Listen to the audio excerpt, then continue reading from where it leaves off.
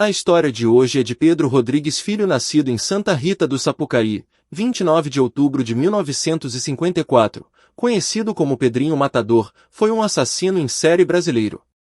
É considerado o maior assassino em série do Brasil, tendo sido condenado a mais de 400 anos de prisão por matar 71 pessoas. No entanto, alegou ter matado mais de 100. Gostava de aumentar sua fama contando vários casos, que não se sabe se eram verídicos. Primeiros anos.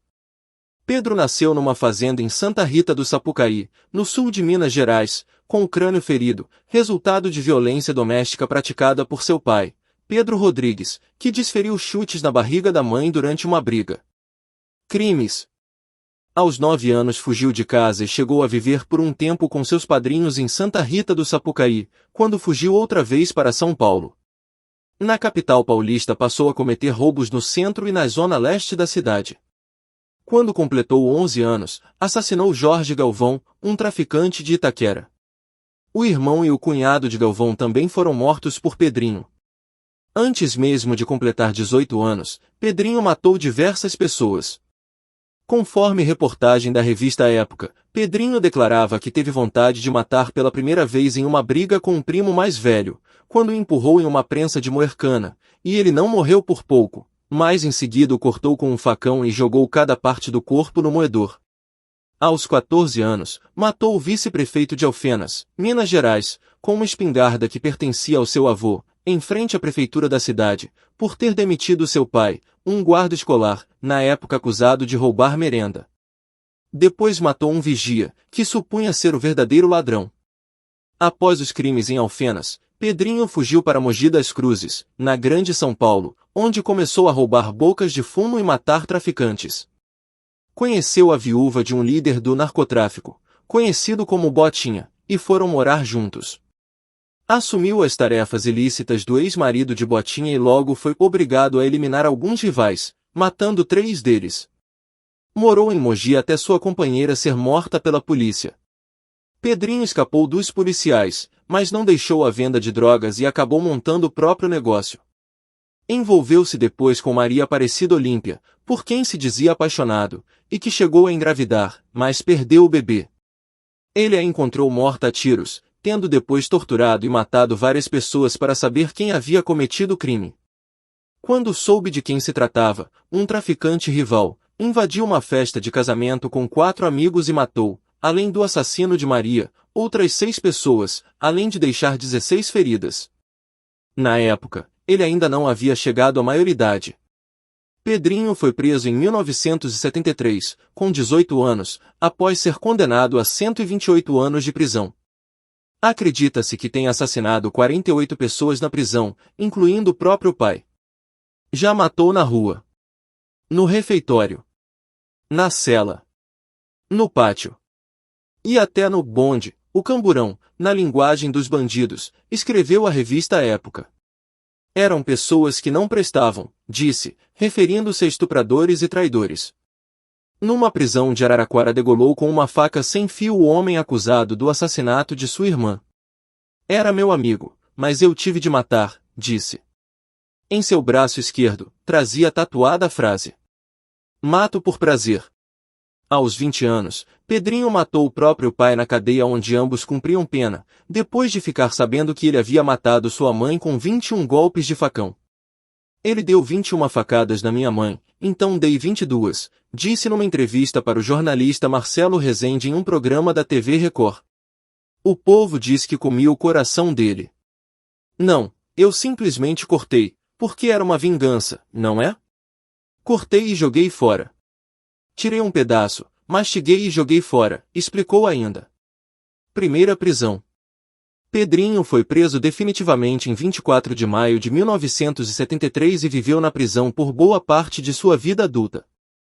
Enquanto estava sendo transferido para o presídio, assassinou seu companheiro de viagem. Ambos estavam algemados, e ele matou o homem condenado por estupro. Durante sua passagem pela penitenciária de Araraquara, foi acusado pelo juiz corregedor de ser um dos fundadores da suposta organização criminosa de Serpentes Negras. Após uma rebelião ocorrida em 1985, quando Pedrinho participou da morte de 4 detentos, foi transferido para a casa de custódia de Taubaté, considerado na época o mais seguro do estado. Em 1986, uma reportagem do jornal O Estado de São Paulo o apresentou como autor de 40 homicídios até então. No ano seguinte, durante uma briga na casa de custódia, Pedrinho quase assassinou Osmani Ramos. Não tendo frequentado a escola, afirmava ter se alfabetizado na cadeia, onde teria lido livros como Negras Raízes de Alex Haley. O livro mais triste que eu li, segundo ele, é a coleção de Sidney Sheldon.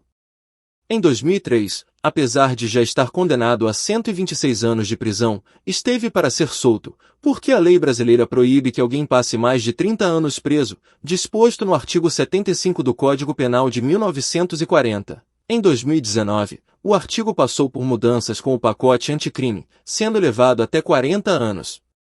No entanto, por causa dos crimes cometidos dentro dos presídios, que aumentaram sua pena para quase 400 anos, sua permanência na prisão foi prorrogada até 2007. Depois de ser solto em 2007, Pedrinho voltou a ser preso em 2011 pelos crimes de motim e cárcere privado, cometidos quando ainda estava detido em São Paulo.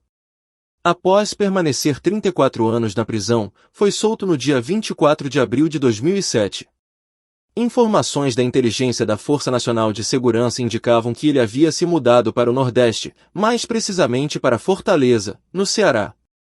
No dia 15 de setembro de 2011, a imprensa de Santa Catarina publicou que Pedrinho Matador havia sido preso numa casa na zona rural de Camboriú, onde trabalhava como caseiro.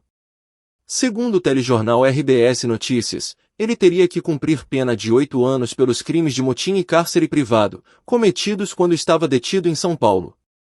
Pedrinho voltou a ser solto em 2018, tendo se convertido ao cristianismo e se dizendo arrependido. Tinha então 64 anos de idade e havia ficado 42 anos preso. Na época também, ele criou um canal no YouTube e acompanhava a gravação de um documentário sobre sua vida. Andréa dos Santos, atriz e assistente de produção, chegou a descrevê-lo como uma criança querendo voltar a viver. Em 5 de março de 2023, aos 68 anos, Pedrinho foi assassinado em Mogi das Cruzes, região metropolitana de São Paulo, na rua José Rodrigues da Costa, no bairro Jardim Náutico, em frente à residência de sua irmã. Segundo apurações preliminares, 2 homens encapuzados saíram de um carro e atiraram, atingindo o serial killer 6 vezes. Além disso, ele teve o pescoço degolado com uma faca de cozinha pelos criminosos. O SAMU foi acionado, mas ele morreu no local. Foi sepultado no cemitério São Salvador em Mogi das Cruzes. Pedrinho Matador costumava usar uma faca, mas a revista Época disse que matou cerca de 10 pessoas quebrando o pescoço. A especialista brasileira em criminologia Ilana Casoy afirmou que Pedrinho não era um justiceiro, mas um vingador, por matar aqueles que ele considerava ser o de pior na sociedade. Ela também afirmou que ele conseguia exercer fascínio nas pessoas, como reflexo de uma visão distorcida da sociedade, em que só 10% dos homicídios são resolvidos no Brasil. Ainda segundo a criminologista, o problema é que as vítimas de Pedrinho não tiveram direito a um advogado, como ele teve. Os psiquiatras Antônio José Elias Andraus e Norberto Zoner Jr., que o avaliaram em 1982 para um laudo pericial, escreveram que a maior motivação de sua vida era a afirmação violenta do próprio eu. E o diagnosticaram com um caráter paranoide e antissocialidade. Por causa da lista de crimes e de seu comportamento na cadeia, Pedrinho Matador entrou para a lista de assassinos citada pelo escritor Ilana Casoy no livro Serial Killers, Made in Brasil. A publicação conta histórias de assassinos como o Vampiro de Niterói e Chico Picadinho. Não se esqueça de deixar seu like e se inscrever no canal. Até a próxima!